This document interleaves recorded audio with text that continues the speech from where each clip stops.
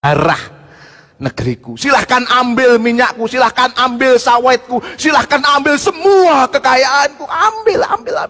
This is your opportunity, my uncle. Hush, tawarkan semuanya. Saya nggak bilang yang ada di gambar saja. Sejak konferensi meja bundar, kita sudah menyerahkan diri kita ini pasrah bongkoan kepada asing, saudaraku. Pasrah bongkoan. Lanjut 67, habis semua. Lanjut berikutnya, semakin habis. Inilah dunia kita hari ini. Dan muncullah kelompok seperti ini akhir-akhir ini. Pemerintah melayani oligark. Apa sih oligark itu, Pak Agung? Segelintir kalangan yang memiliki material power, memiliki kekayaan besar, dan mereka menguasai sumber daya tadi. Pemerintah melayani mereka. Sedangkan rakyat gimana? Melongoh. Itu dimakan, itu diminum, padahal ini tanah kita, ini air kita. Ini yang terjadi. Bohongan Pak Agung, nggak begitulah. Mahfud MD pernah mengatakan, apa kata-kata Pak Mahfud MD tahun 2000? Saudaraku sekalian, 92% pilkada di negeri ini didanai oleh cukong. Oke. KPK tahun yang sama membuat penelitian, hasilnya agak sedikit rendah dari Pak Mahfud MD. 82% pilkada di negeri ini disponsori, ada sponsornya. Lanjut lagi Pak Mahfud bilang apa? Nanti kalau yang menang pilkada, yang menjadi pemimpin daerah akan memberikan aturan, memberikan legitimasi agar para oligark itu bisa menguasai sumber daya yang ada. Pertanyaan saya buat Bapak Ibu sekalian, kalau ini terjadi di daerah, pertanyaan retorik saya, terjadi nggak di tingkat pusat? Terjadi tidak? Bapak yang jawab, bukan saya loh ya. Terjadi kemungkinan besarnya.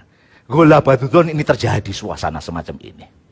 Persoalan yang terjadi di negeri ini. Oke, kita lanjut. Dan akhirnya apa? Ya begitu sumber daya diambil semua, dimakan semua oleh swasta dalam negeri maupun oleh asing, ya terjadilah kelompok seperti ini Pak. Ada kelompok 1% dan ada kelompok yang disebut 99%. Kelompok elitis tadi yang menguasai sumber daya negeri ini kelompok 1%. Mereka kaya.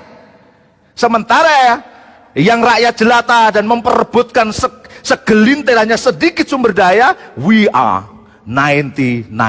Kami adalah yang 99%. Oke. Bohongan Pak Agung. Sedikit saja kita buka. Gini rasio Indonesia tahun 2016, 0,316.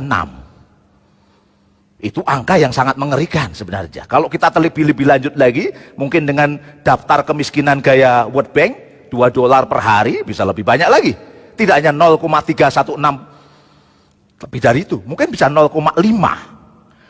0,5 itu dari skala 1 kira-kira 50%-nya itu masalah.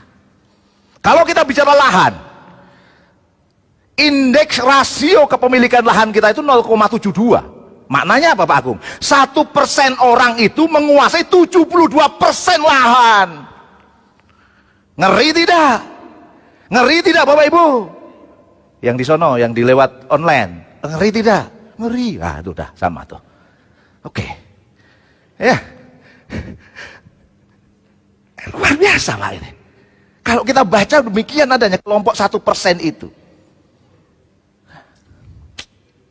Aku mau ngomong apa kira-kira sekarang ini?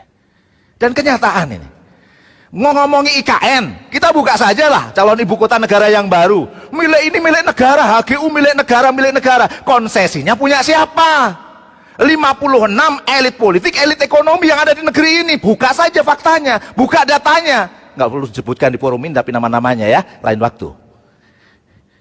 Jelas, clear. Mereka lah oligark itu, mereka 1% itu yang menguasai sumber daya. Terakhir yang paling menarik lagi, masa pandemi. Masa pandemi itu biasanya pekerjaan susah nggak? Susah, nyari